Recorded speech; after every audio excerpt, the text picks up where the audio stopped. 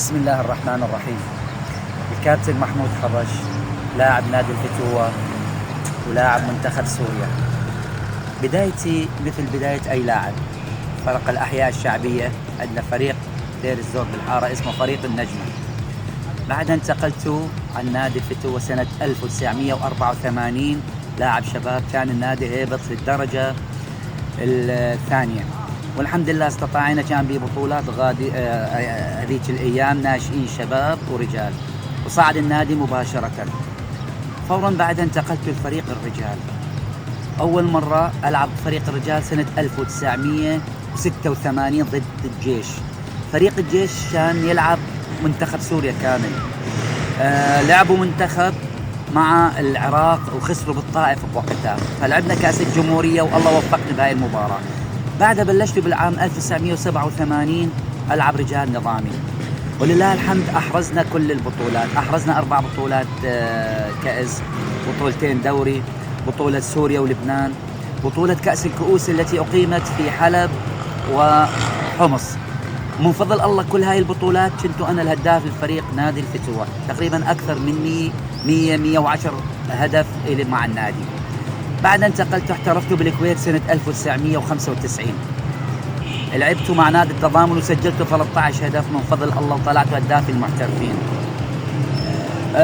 رحلتي مع المنتخب قليلة بصراحة. لعبت كأس العالم بالبرتغال، سجلت هدف على استراليا. هدف في سوريا، هدف في سوريا. محمود حبش قائم مرتدة وصلحها. محمود هنشوفها راسه محمود حبش، بترتد له كمان ثاني لمحمود حبش يدخل عليها. بصراحة ما عندي واسطة، أنا كلهم يعرفون إنه أنا لاعب وبشهادتهم وخبراء الرياضة، بس بصراحة أنا ما كانت عندي واسطة، فلذلك ما لعبت كثير في فريق الرجال مثل ما قلت لك، لأني ما عندي واسطة وما أعرف، يعني هيك ظلموني بصراحة كثير في فريق الرجال، ما كنت ألعب. الواسطة منين أجيب هذيك الأيام؟ ما بي واسطة بصراحة. فهذا مختصر مفيد بالنسبة إلي. بالنسبة للدوري السوري يختلف أكيد 100% عن دورينا السابق. إحنا أول كنا نلعب للقميص، كنا نلعب انتماء، كنا نلعب حب البلد، نلعب حب النادي. هسه حاليا الاحتراف دخل علينا بمنظومة غلط بصراحة، دخل من الشباك ما دخل من الباب. مال طيني مال. إحنا مع اللاعب لازم اللاعب يستفيد، ولازم اللاعب يتقدر، بس مو كل الرياضة مال، ويعني ما بدي أدخل بهذا الموضوع. فلذلك لازم يعيدون النظر بالاحتراف عندنا في سوريا. وبالنسبة للدوري طبعا الدوري أولي أفضل بمليون ألف مرة أيام الهواة.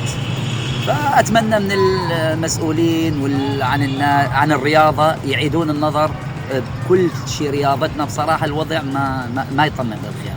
هاي رؤوس أقلام من جزء من حياتي، وأتمنى لكم التوفيق. أخوكم الكابتن محمود حبش. هدف للفتوة في الوقت المستقطع.